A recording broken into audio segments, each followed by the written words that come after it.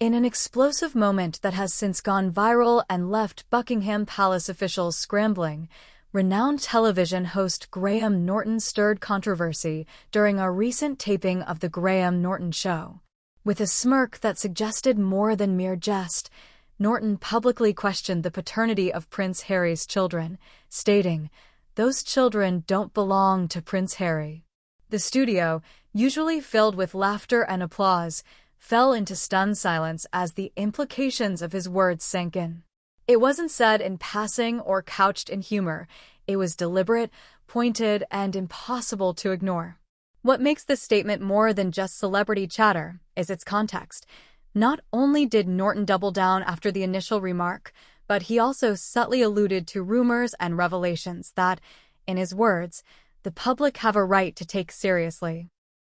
The nation is no stranger to royal scandals, but never before has such a high-profile figure risked igniting a firestorm on a primetime broadcast, especially one with the global reach of Norton's weekly show.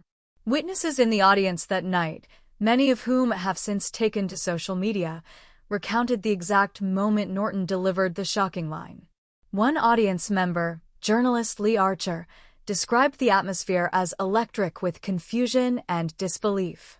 He said it, paused, looked directly at the camera, and then took a sip of his drink. It wasn't a joke, no punchline followed. It was as if he was daring the world to ask more questions, Archer told The Sun. The guests on the sofa, among them a well-known British actress and a Hollywood director, reportedly looked visibly uncomfortable. One even shifted in their seat, muttering something unintelligible off-mic. What followed was a rapid redirection of conversation, but the damage had been done. Within minutes, clips were making the rounds on X, formerly Twitter, and by the next morning, the British tabloids were ablaze. Norton's assertion didn't come out of a vacuum. For years, since the Duke and Duchess of Sussex made their royal exit, whispers have circled about their private lives, some dismissed as malicious gossip, others harder to ignore. The timeline of Meghan's first pregnancy in particular has been dissected endlessly, but until Norton's comment, no mainstream British personality had dared voice such a pointed accusation. What could have prompted Norton to speak out now? Sources close to Norton suggest he recently had dinner with a former palace insider who allegedly shared high-level concerns that had been discussed behind closed doors. Concerns reportedly buried under palace discretion and royal protection protocols. In the wake of the backlash and calls for apologies from Sussex supporters, Norton appeared unrepentant. At a charity gala the following evening, he was confronted by a Daily Mail reporter and asked if he regretted the comment. "I know what I said," Norton replied, his tone steely. "And I'm not in the business of taking back truths." The implications of such a response sent shockwaves through both British and American media. Was this simply an out-of-character moment from a seasoned host? Or was Norton leveraging his platform to expose what he believes is an orchestrated deception?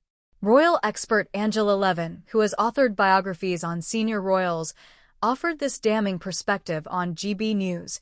Graham Norton may have been inappropriate in his delivery, but I believe he touched on a suspicion that's long existed within certain circles.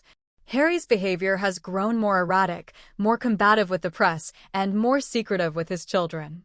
Why is that? Tom Bower, another prominent royal biographer, took it a step further, stating, "There's an opacity around those children. The birth announcements were vague. Photographs are tightly controlled. The public has never seen them naturally interacting as a family." And that raises valid questions. As of this writing, Prince Harry has not publicly responded to Norton's statement. However, a source close to Sussex legal counsel told The Telegraph that all options are being considered, including defamation action. It's worth noting that Harry and Meghan have previously taken aggressive legal stances toward media outlets, including successful lawsuits against the Mail on Sunday and ongoing battles over privacy. Still, the lack of an immediate, forceful denial from the Sussex camp has only fueled the fire. As one Sky News panelist put it, "If someone went on live TV and said my children weren't mine, I'd be in front of a microphone in 5 minutes. The fact that we've heard nothing is, frankly, telling. Insiders at the palace reportedly fear this latest public crisis could further fracture an already strained monarchy.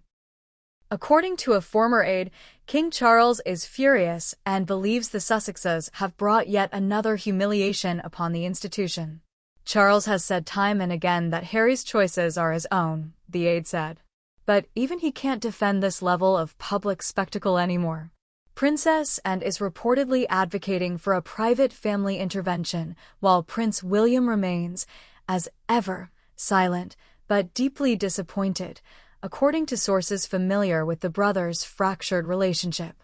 In another twist, Meghan Markle has made no public appearance since the broadcast.